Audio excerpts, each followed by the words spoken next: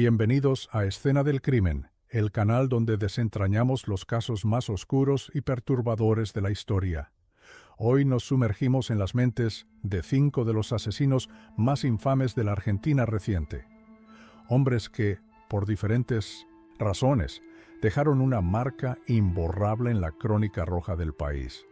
Desde un joven de rizos dorados que aterrorizó los suburbios hasta un odontólogo que acabó con su propia familia en una noche de furia. Este no es un relato para los débiles de corazón. Prepárense para conocer sus vidas, sus crímenes y el legado de horror que dejaron tras de sí. Comencemos. Vicente López, 1971, un suburbio tranquilo al norte de Buenos Aires, donde las familias de clase media llevaban vidas apacibles. Pero en medio de esa calma, un joven de apenas 19 años estaba a punto de desencadenar una ola de violencia que lo convertiría en el asesino serial más famoso de Argentina. Su nombre, Carlos Eduardo Robledo Puch. Conocido como el Ángel Negro o el Ángel de la Muerte, este chico de apariencia angelical cometió al menos 11 asesinatos. Vamos a recorrer su vida desde su infancia acomodada hasta sus días como el preso más antiguo del país. ¿Qué llevó a este joven a convertirse en un monstruo? Acompáñenos. Carlos Eduardo Robledo Puch nació el 19 de enero de 1952 en una familia acomodada de Vicente López. Su padre, Víctor Elías Robledo Puch, era un empleado de Industrias Kaiser Argentina, una empresa automotriz de renombre, y tenía raíces que lo conectaban con el héroe independentista Martín Miguel de Güemes. Su madre, Aida Habedank, era una inmigrante alemana que llegó al país tras la Segunda Guerra Mundial. La pareja se instaló en Florida, un barrio residencial de casas amplias y jardines cuidados, y allí criaron a su único hijo. Desde afuera, todo parecía perfecto. Pero algo en Carlitos, como lo llamaban, no encajaba. Ya de pequeño mostraba un carácter impulsivo. Vecinos y compañeros de escuela lo describían como un chico solitario de mirada fría que alternaba entre episodios de timidez y arranques de furia. No era el típico rebelde de barrio. Asistía a un colegio privado, tomaba clases de piano por las tardes y vestía ropa de marca. Pero había señales inquietantes. A los 10 años lo atraparon, robando pequeñas cosas en el vecindario, un lápiz, un juguete, monedas. Su madre lo justificaba diciendo que era un niño curioso, pero esos hurtos eran solo el comienzo. A medida que crecía, Carlitos se volvió más distante de su padre, con quien apenas hablaba. Víctor era un hombre estricto, obsesionado con el orden, mientras que Aida lo consentía en exceso, tratándolo como el nene de mamá. Algunos psicólogos que analizaron su caso años después sugirieron que esta dinámica familiar, un padre ausente emocionalmente y una madre sobreprotectora, pudo haber plantado las semillas de su resentimiento, pero nadie en ese momento imaginó lo que vendría. Todo cambió cuando Carlos conoció a Jorge Antonio Ibáñez, un joven rosarino de 17 años que llegó a su vida en 1970. Ibáñez era carismático, atrevido, un ladrón de poca monta que soñaba con actuar en cine y se jactaba de colarse en iglesias para robar limosnas. Para Carlitos, que a sus 18 años buscaba adrenalina, Ibáñez fue como un imán. Juntos empezaron a cometer robos menores, entraban a casas vacías, se llevaban electrodomésticos, joyas, lo que encontraran. Pero pronto Ibáñez le dio algo que cambiaría todo: un revólver. El 3 de mayo de 1971, la dupla dio un salto hacia la oscuridad. Entraron a un local de repuestos de autos en Olivos con un plan simple: robar la caja fuerte. El sereno, Enrique Bianchi, dormía en una habitación trasera. Mientras Ibáñez vigilaba, Carlitos se acercó sigilosamente. No hubo forcejeo, ni advertencia. Disparó 2 veces por la espalda. Bianchi murió sin siquiera despertarse. Fue el primer asesinato de Robledo Puch y marcó un punto de no retorno. Cuando salieron del local, Carlitos no mostró remordimiento. Según contaría después, sintió poder, como si el arma lo hubiera transformado. Ese crimen selló una regla entre ellos: no dejar testigos. Ibáñez y Robledo Puig comenzaron un raid delictivo que combinaba robos con asesinatos a sangre fría. Su siguiente golpe fue el 15 de mayo en La Boite, en Namur, en Olivos. Forzaron una ventana y encontraron a dos empleados, Pedro Mastronardi y Manuel Godoy, durmiendo. Carlitos entró, apuntó y disparó varias veces. ¿Qué quería que los despertara?, dijo después en el juicio, con una frialdad que heló a los presentes. Se llevaron 350,000 pesos y algunos accesorios de auto. Para él, matar era tan rutinario como robar. En los meses siguientes, los crímenes se multiplicaron. El 24 de mayo, asaltaron el supermercado Tanti, en Olivos. Juan Escatone, el custodio, fue sorprendido mientras dormía. Carlitos le disparó sin dudar. Luego, el 9 de junio, llegó uno de los episodios más brutales. En Martínez abordaron a Virginia Rodríguez, una joven de 16 años que caminaba sola.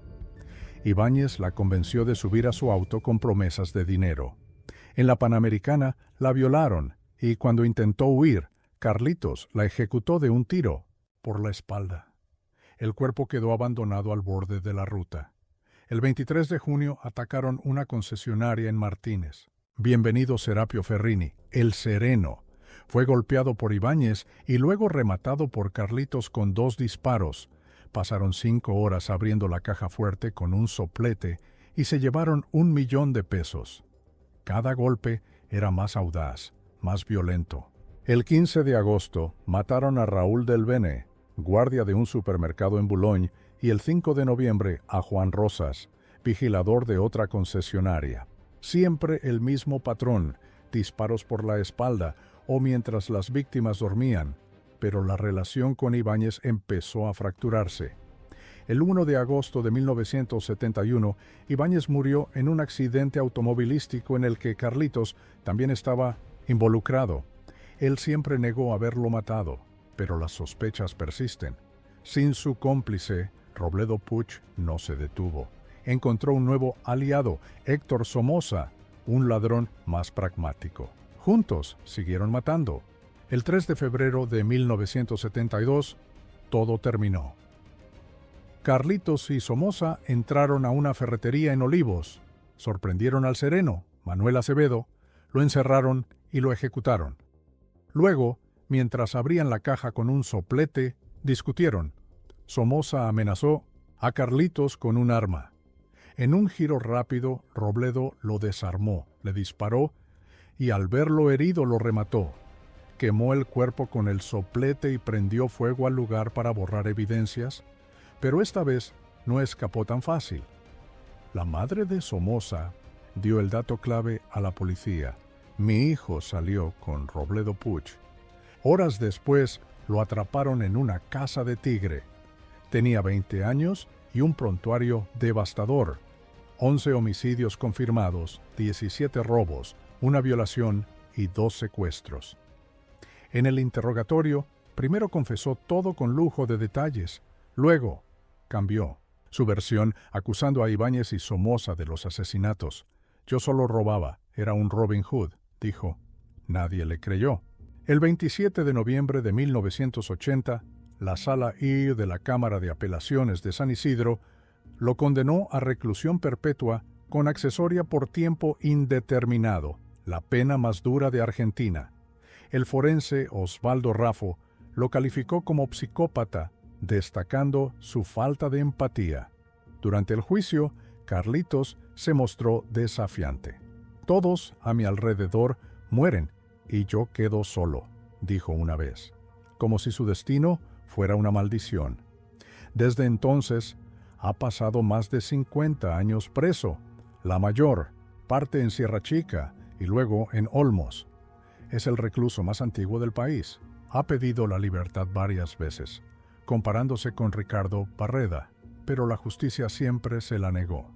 En 2023, a los 71 años, sigue tras las rejas, debilitado por enfermedades como EPOC y neumonía, pero vivo. Su historia inspiró libros, películas como El Ángel de Luis Ortega y un sinfín de debates. ¿Cuántos mató realmente? Algunos creen que fueron más de 11. Él dice que menos. La verdad quizás se la lleve a la tumba. Carlos Eduardo Robledo Puig no es solo un asesino, es un enigma, un joven que pasó de tocar el piano a apretar el gatillo sin pestañear. Capítulo 2. Marcelo Antelo, el San La Muerte. Marcelo Antelo nació el 8 de noviembre de 1978 en la provincia de Buenos Aires, aunque los registros exactos de su infancia son difusos, como suele pasar con quienes crecen en los bordes de la sociedad. Su familia era humilde, marcada por la precariedad. Su padre, un obrero ocasional, desapareció de su vida cuando Marcelo era pequeño, dejándolo al cuidado de su madre, una mujer que trabajaba como empleada doméstica y apenas llegaba a fin de mes. Juntos se mudaron a la Villa 1114 en el Vindoestrinsepo, Bajo Flores, uno de los asentamientos más duros de la capital argentina. La infancia de Marcelo no fue fácil. En los pasillos estrechos y oscuros de la villa, donde las casas se apilan unas sobre otras y el barro se mezcla con el asfalto, la violencia era moneda corriente. A los 10 años ya andaba en la calle, juntándose con chicos mayores que robaban para sobrevivir. No era un líder, pero tampoco un seguidor ciego. Quienes lo conocieron de joven lo recuerdan como un tipo callado, de mirada esquiva, que podía pasar desapercibido, hasta que algo lo hacía estallar. A los 14 años, Marcelo tuvo su primer roce con la ley. Lo atraparon robando una bicicleta en el barrio de Flores. Fue un delito menor, pero marcó el inicio de una vida al límite. En la villa, el delito no era solo una salida económica, era una forma de ganar respeto. Y Marcelo, aunque no lo buscaba activamente, empezó a codearse con personajes más pesados, traficantes, chorros, tipos que no dudaban en usar un cuchillo para saldar cuentas. Fue en ese entorno donde conoció a San La Muerte, una figura que cambiaría su destino. En el Bajo Flores, la devoción por San La Muerte no era rara. Este santo pagano, representado como un esqueleto con guadaña, es venerado por muchos en las zonas más pobres de Argentina y Paraguay. No es un santo oficial de la Iglesia, sino una figura de la cultura popular, asociada con la protección contra enemigos, la venganza y el poder en la calle. Para Marcelo, San La Muerte no era solo una creencia, era una obsesión. A los 20 años ya tenía un altar en su casa, una estatuilla tallada en hueso, rodeada de velas rojas y negras, cigarros encendidos y botellas de caña. Según contaron vecinos después, Marcelo le rezaba todas las noches, pidiéndole fuerza y protección. Algunos dicen que llegó a tatuarse al santo en el pecho, aunque nunca se mostró en fotos. Lo cierto es que esta devoción lo marcó. Empezó a usar un colgante con la figura del esqueleto y a hablar de San La Muerte como su guía. Pero no era solo misticismo. En la villa, Marcelo se involucró más en el mundo del delito. Empezó como soldadito para narcos locales, haciendo entregas y cobrando deudas. No era un tipo violento por naturaleza, pero tampoco le temblaba el pulso. Si alguien no pagaba, lo buscaba con una faca o una pistola vieja que llevaba siempre, en la cintura. Fue en esa época, entre los 25 y los 30 años, cuando empezó a construir una reputación. No era un capo, pero sí alguien a quien no convenía cruzarse. El 17 de febrero de 2010, Marcelo Antelo cruzó una línea de la que no habría vuelta atrás. Esa noche, en la Villa 1114, mató a su primera víctima conocida, Juan Carlos Fernández, un hombre de 34 años que vivía a pocas cuadras. Fernández era un changarín que a veces trabajaba como mula para pequeños traficantes. Según la investigación posterior, le debía plata a Marcelo por un cargamento de droga que nunca pagó. El encuentro no fue casual. Marcelo Lo buscó en su casa, una casilla de chapa y madera. Tocó la puerta y cuando Fernández abrió, no hubo discusión larga. Marcelo sacó una pistola calibre 22 y le disparó 3 veces, 2 en el pecho y una en la cabeza. El cuerpo quedó tirado en el umbral, con la puerta entreabierta. Antes de irse, Marcelo dejó una vela negra encendida junto al cadáver, un gesto que repetiría después y que alimentó su apodo. Los vecinos escucharon los disparos, pero nadie llamó a la policía de inmediato. En la villa, meterse en problemas ajenos era arriesgar la vida. Cuando las autoridades llegaron, horas después, encontraron la escena intacta. La vela seguía ardiendo. Ese detalle llamó la atención. No era solo un ajuste de cuentas, había algo ritual en el acto. Marcelo no se molestó en esconderse demasiado. Volvió a su rutina como si nada, confiado en que el miedo mantendría las bocas cerradas. El asesinato de Fernández desató algo en Marcelo. Entre febrero y agosto de 2010, mató al menos a 3 personas más, todas en el mismo barrio. Sus crímenes no seguían un patrón típico de asesino serial, no buscaba un tipo específico de víctima ni actuaba por placer sádico. Pero sí tenían un hilo conductor: dinero, traición y su devoción por San la Muerte. El 12 de abril, la segunda víctima fue Roberto Sánchez, un vendedor ambulante de 42 años. Sánchez había estado comprando droga a Marcelo para revender, pero empezó a cortarla con harina para sacar más ganancia, algo que Antelo descubrió. Lo citó en un pasillo alejado de la villa, cerca de la cancha de San Lorenzo. Allí, Marcelo lo apuñaló 17 veces con una faca de carnicero. El cuerpo quedó tirado entre bolsas de basura, con otra vela negra al lado. El 29 de junio llegó el tercer asesinato. María González, una mujer de 38 años que trabajaba como prestamista informal. María le había dado plata a Marcelo para un negocio que nunca prosperó, y cuando reclamó el pago, él la citó en su casa. La estranguló con un cable eléctrico y la dejó en el piso de su casilla.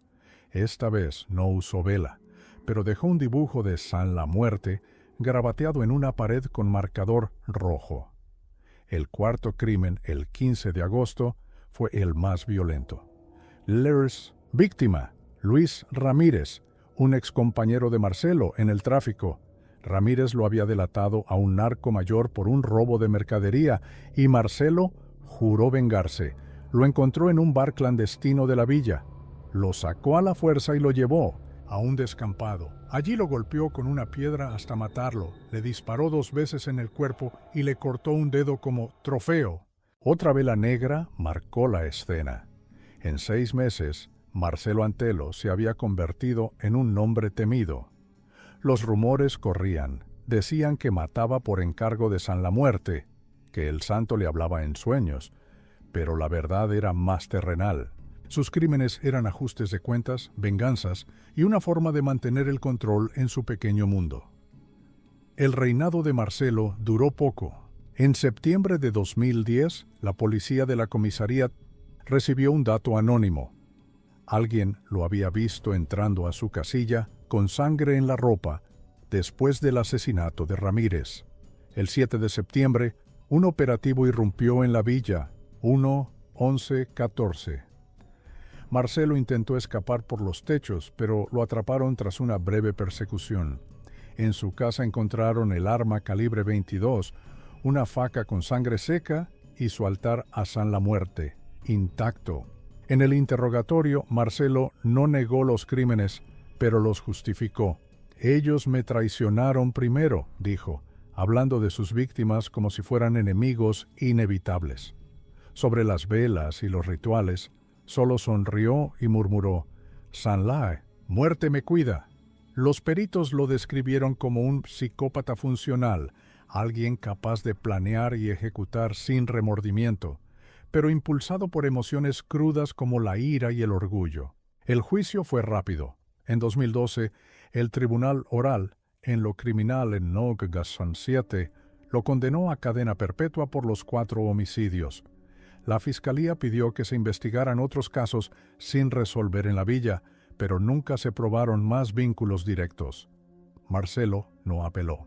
Desde entonces está preso en la Unidad 9 de La Plata, donde, según rumores, mantiene un pequeño altar a San La Muerte en su celda, hecho con restos de madera y papel. Marcelo Antelo, el San La Muerte, no fue el asesino más prolífico de Argentina, pero su historia es única. Un hombre que mezcló la brutalidad de la villa con una fe oscura, dejando tras de sí un rastro de sangre y velas negras. Capítulo 3. Ricardo Barreda, el dentista de La Plata. Ricardo Alberto Barreda nació el 16 de junio de 1936 en La Plata, provincia de Buenos Aires. Su familia era típica de la época: padre empleado público, madre ama de casa, valores conservadores. Creció en un hogar estructurado, donde el esfuerzo y la disciplina eran la norma. De chico, Ricardo no destacaba ni por rebeldía ni por genialidad. Era callado, reservado, un estudiante promedio que pasaba desapercibido entre sus compañeros del Colegio Nacional de La Plata.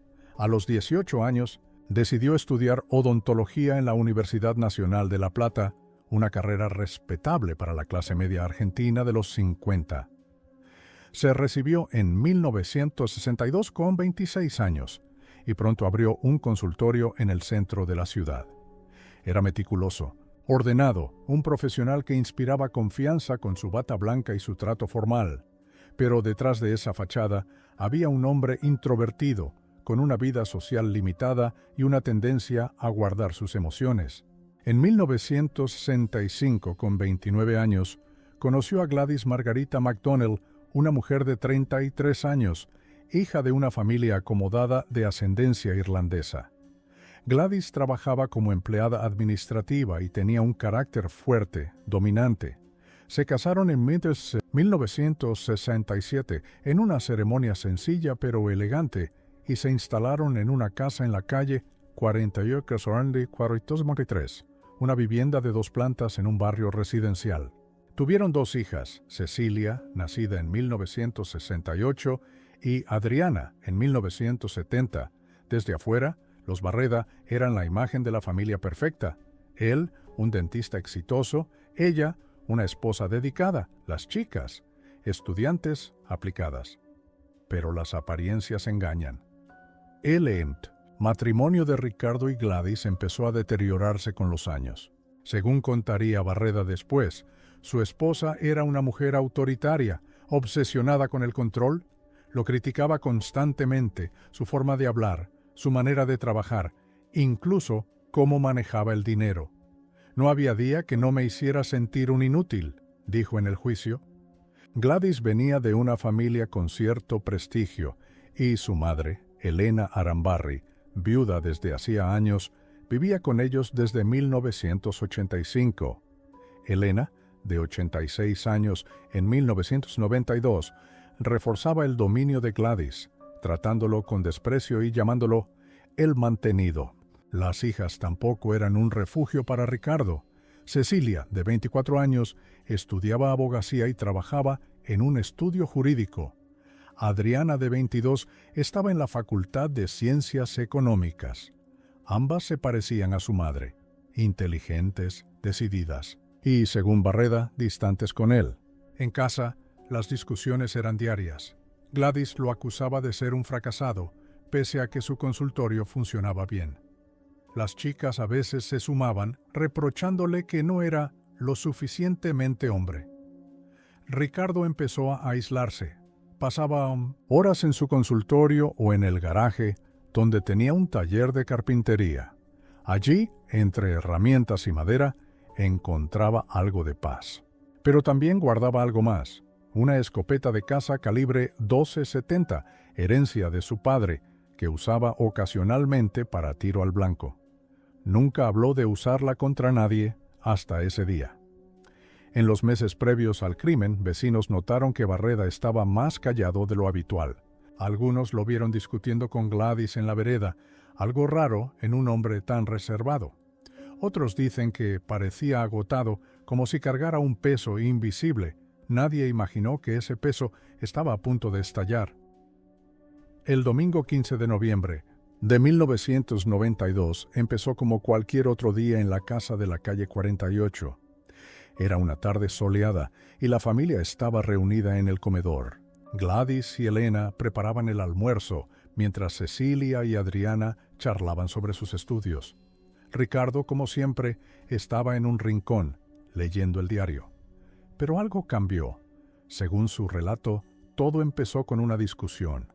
Gladys le reprochó que no había cortado el césped, algo trivial que escaló rápido. Elena se metió llamándolo vago. Las hijas también opinaron, y pronto los gritos llenaron la casa.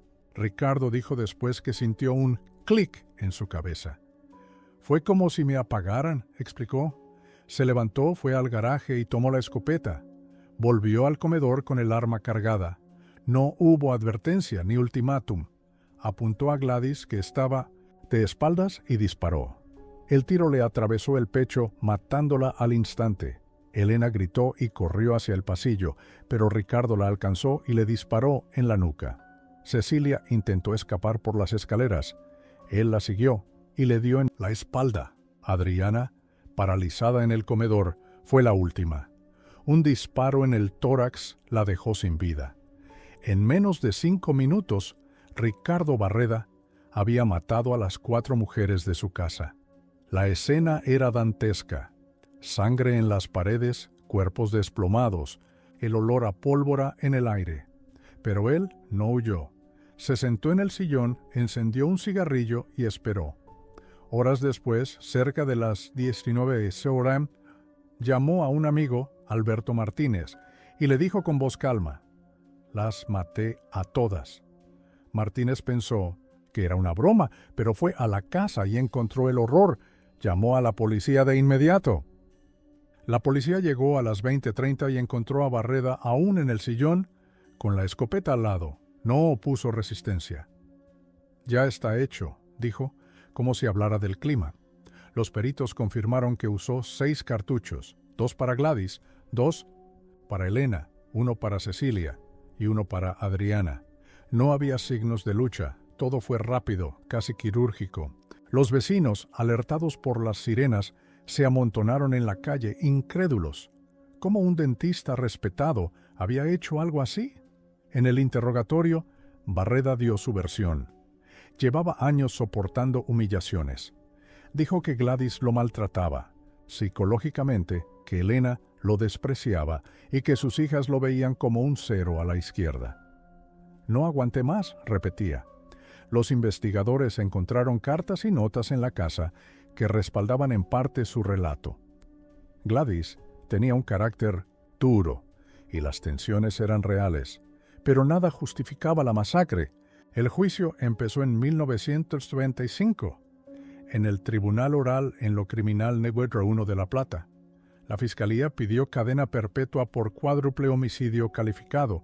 La defensa alegó emoción violenta, argumentando que Barreda había explotado tras años de abuso.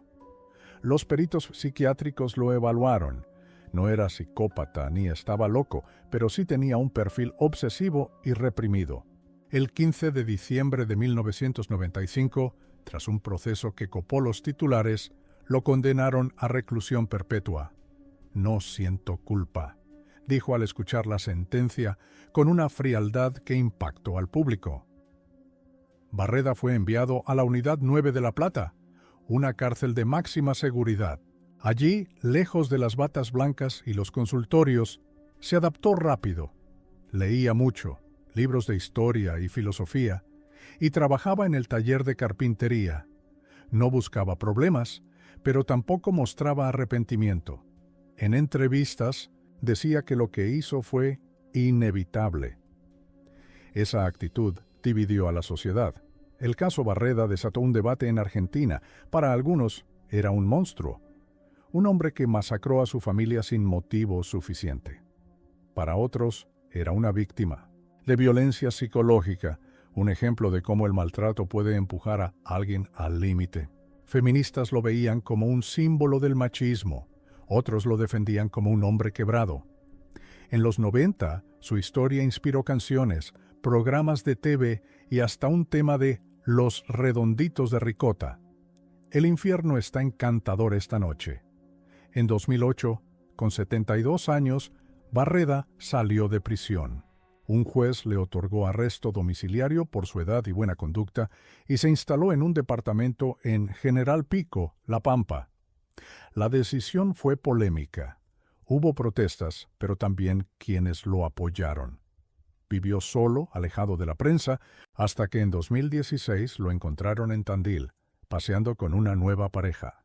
Murió el 24 de mayo de 2020, a los 83 años, en un geriátrico tras años de problemas cardíacos. Su muerte cerró un capítulo, pero no el debate. Cierre del capítulo.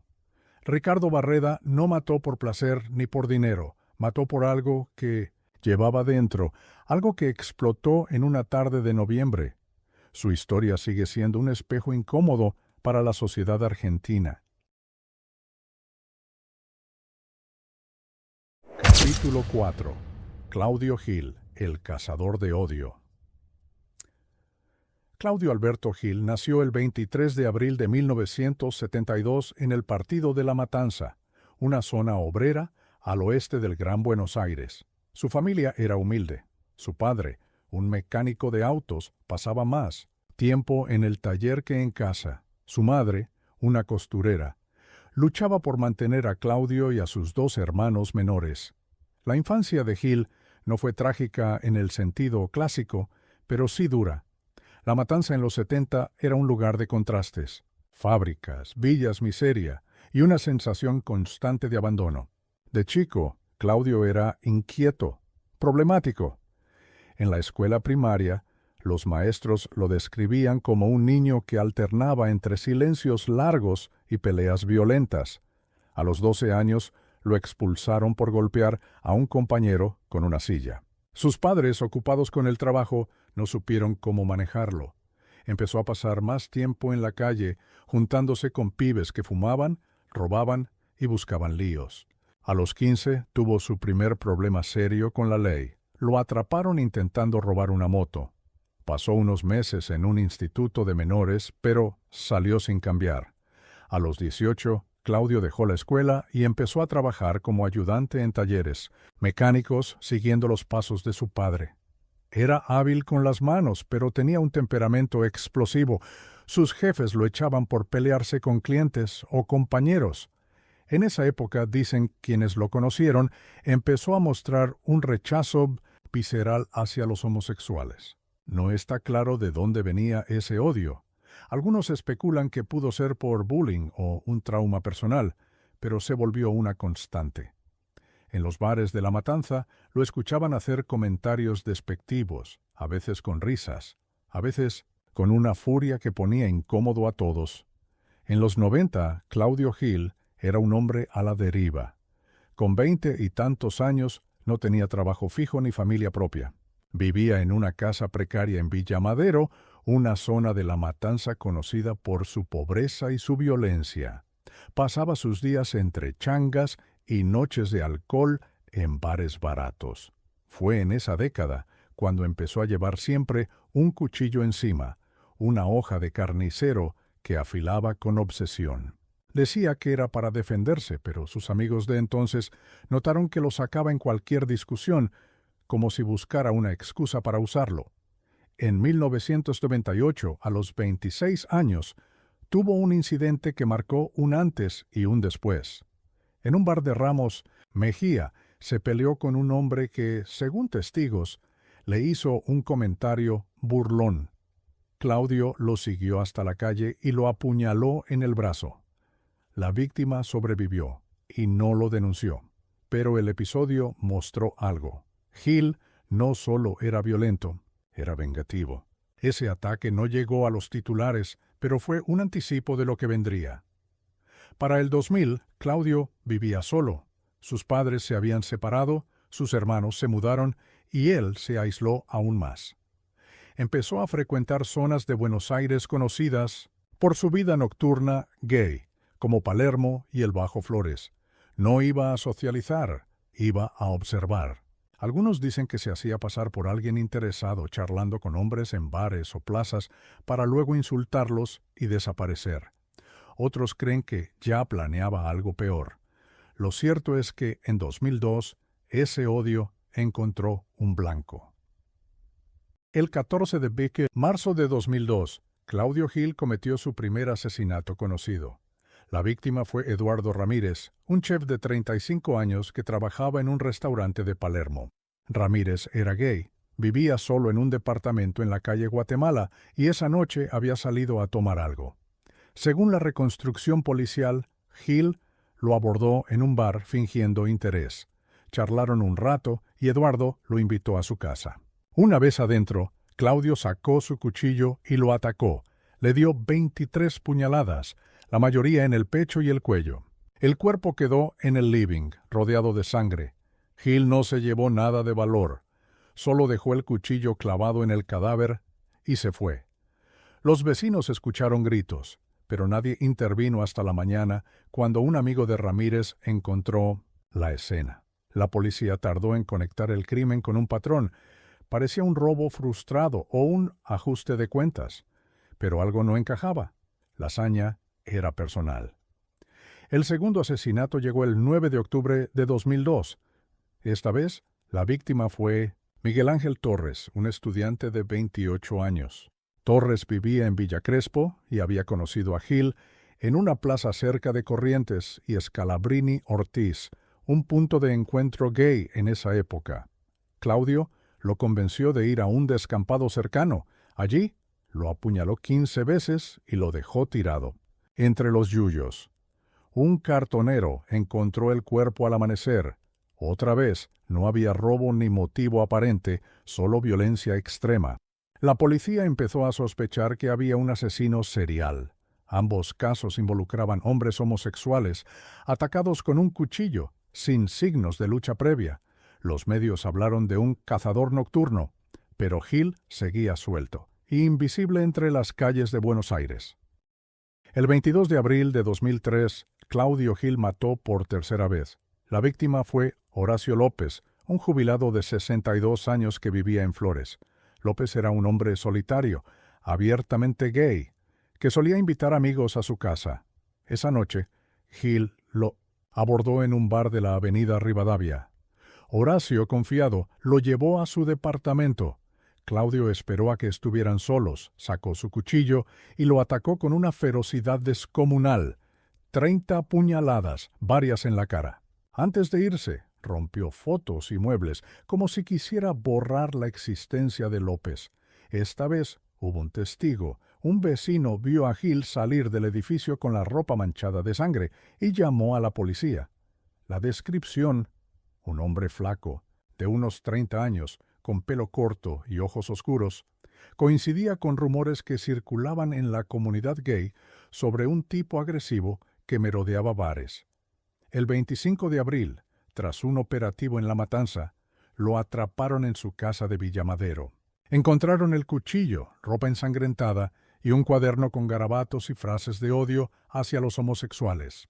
En el interrogatorio, Gil confesó los 3 asesinatos sin inmutarse. Se lo merecían, dijo, sin dar más explicaciones. Los peritos lo evaluaron. No estaba loco, pero tenía un trastorno de personalidad severo, con rasgos paranoides y una fijación patológica en su odio. La policía sospechó que pudo haber más víctimas, desaparecidos en zonas que él frecuentaba, pero nunca se probaron otros casos. El juicio de Claudio Gil empezó en 2005 en el Tribunal Oral en lo Criminal Negro 15 de Buenos Aires. La fiscalía lo acusó de triple homicidio calificado por alevosía y odio. La defensa intentó alegar insanity, pero los peritos lo descartaron. Gil sabía lo que hacía. Durante las audiencias se mostró frío, casi desafiante. Miraba a los familiares de las víctimas sin pestañear. El 12 de octubre de 2005 lo condenaron a reclusión perpetua. No me arrepiento, dijo al salir de la sala. ¿En prisión? Primero en Villa Devoto y luego en Ezeiza. Gil no cambió. En 2007 torturó a un compañero de celda, un joven gay condenado por robo, cortándole las orejas con una hoja improvisada. Lo aislaron en una celda de máxima seguridad, donde sigue hasta hoy, a marzo de 2025. Con 52 años es un recluso temido, pero también olvidado por el público. Su caso, aunque resonó en su momento, quedó opacado por otros nombres como Robledo, Puig o Barreda.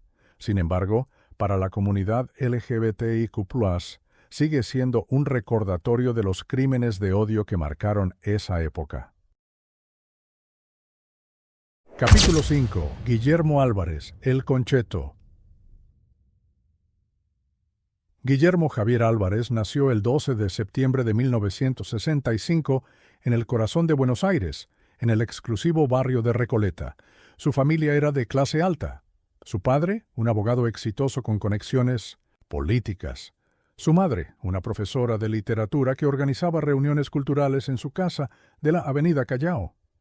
Guillermo creció rodeado de libros, arte y privilegios. Iba a un colegio privado bilingüe, vestía ropa importada y pasaba los veranos en una casa familiar en Mar del Plata. Desde afuera, era el típico concheto, un término porteño para los chicos ricos y engreídos. Pero Guillermo no encajaba, del todo. De chico era callado, casi tímido, con una mirada intensa que ponía nerviosos a sus maestros. A los 10 años lo encontraron diseccionando un pájaro muerto en el patio del colegio, algo que explicó como curiosidad científica. Sus padres lo llevaron a un psicólogo, pero el diagnóstico fue vago. Un niño sensible con intereses peculiares. A los 13 empezó a mostrar un lado más oscuro. Robaba cosas pequeñas, relojes, lapiceras, de sus compañeros, no por necesidad, sino por el placer de tenerlas. En casa la relación con sus padres era fría. Su padre, autoritario y distante, lo presionaba para que estudiara derecho. Su madre, más afectuosa, lo mimaba, pero no sabía cómo lidiar con sus rarezas. A los 15, Guillermo descubrió a Carlos Eduardo Robledo Puig. Leyó sobre él en una revista vieja que encontró en el consultorio de su padre. El joven de rizos dorados que mató a 11 personas en los 70 lo fascinó.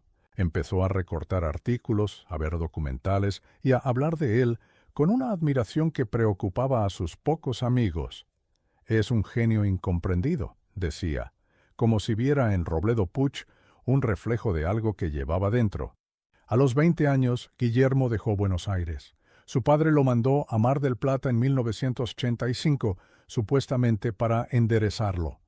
Le consiguió un trabajo administrativo en una inmobiliaria y una casa en el barrio Los Troncos, una zona de chalets elegantes. Pero Guillermo no quería una vida normal. Abandonó el trabajo en meses y empezó a vivir de la plata que sus padres le mandaban.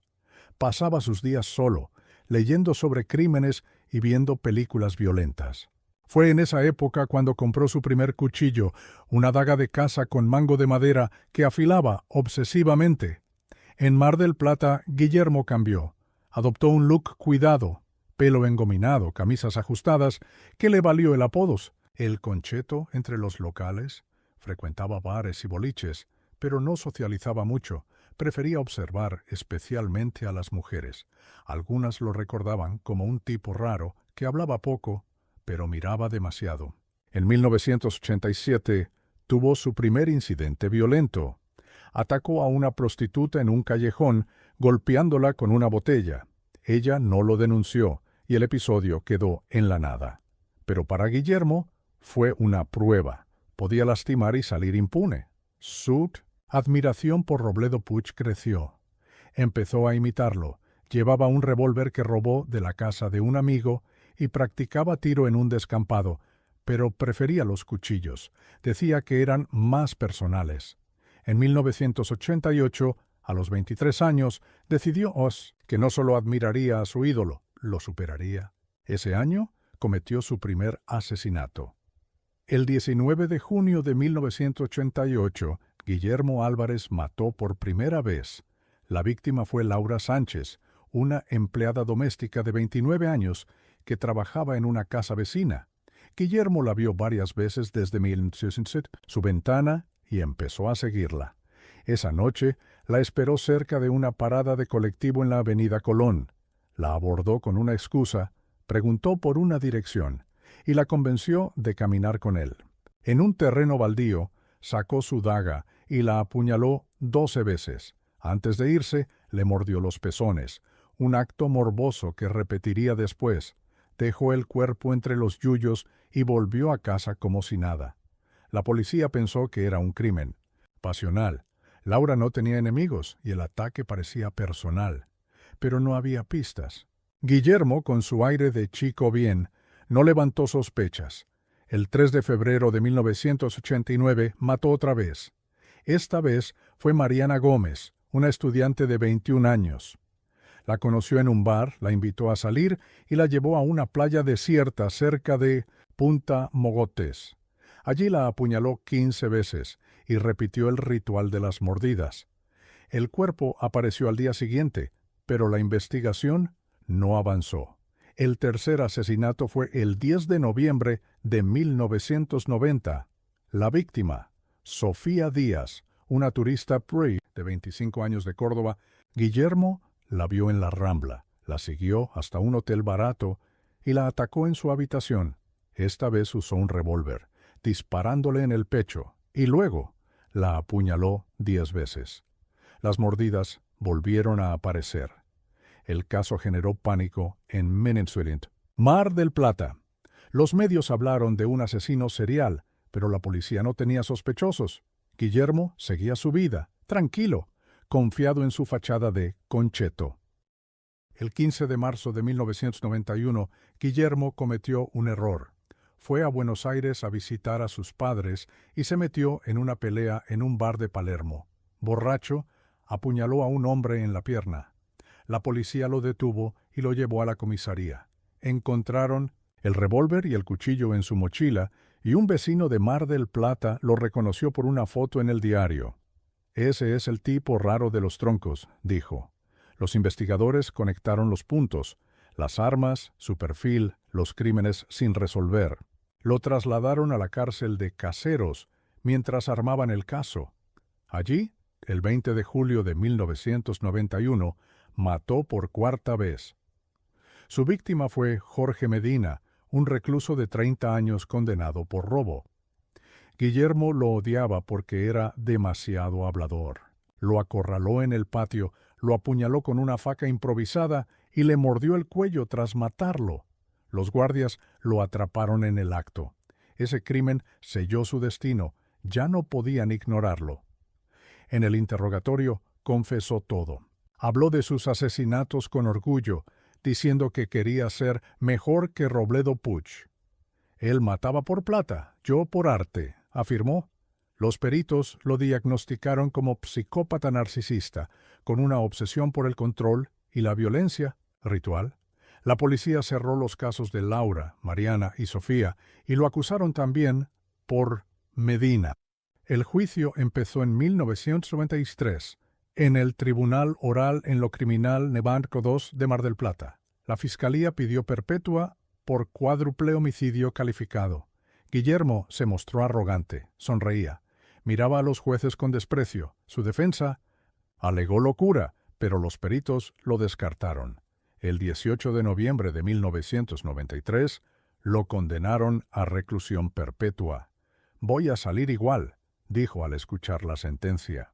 Lo enviaron a la Unidad 15 de Batán, cerca de Mar del Plata. Allí fue un preso modelo. Leía, escribía cartas a su madre, no buscaba problemas, pero nunca mostró arrepentimiento. En 2013, tras 22 años preso, un juez revisó su caso. Por buena conducta y un tecnicismo legal, la pena no era perpetua con accesoria, le dieron la libertad condicional. A los 48 años, Guillermo Álvarez salió de prisión. Se mudó a un pueblo chico de Buenos Aires, lejos de los reflectores. Desde entonces, su paradero es un misterio. Algunos dicen que vive tranquilo, otros que podría volver a matar. Guillermo Álvarez, el Concheto, fue un asesino que vivió para imitar a su ídolo y dejó un rastro de sangre y locura. Durante 5 capítulos hemos caminado por los rincones más oscuros de la Argentina reciente. 5 nombres, 5 historias que dejaron una marca imborrable en la memoria colectiva. Carlos Eduardo Robledo Puig, El joven de rostro angelical que mató sin pestañear y aún respira tras las rejas. Marcelo Antelo, el devoto de San La Muerte que tiñó de sangre los pasillos de la villa. Ricardo Barreda, el dentista que masacró a su familia y dividió a un país entre el rechazo y la empatía. Claudio Gil, el cazador de odio que acechó las noches porteñas. Y Guillermo Álvarez, el concheto, que convirtió su admiración por un asesino en un ritual de muerte. Estas no son solo historias de crímenes, son retratos de lo que pasa cuando la humanidad se quiebra, por furia, por obsesión, por venganza, o por un vacío que nadie supo llenar. Algunos siguen presos, atrapados en celdas que los aíslan del mundo. Otros, como Barreda, murieron en libertad, dejando preguntas sin respuesta.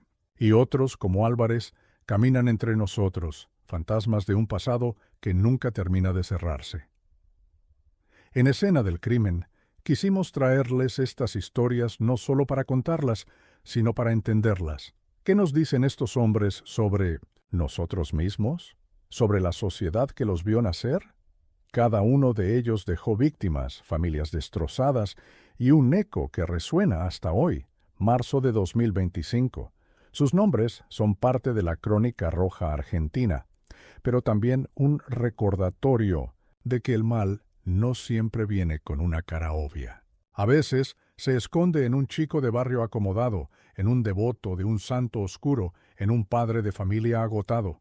Si llegaste hasta aquí, gracias por acompañarnos en este viaje. Estos 5 capítulos son solo el comienzo. Hay más historias, esperando ser contadas, más escenas del crimen que desentrañar.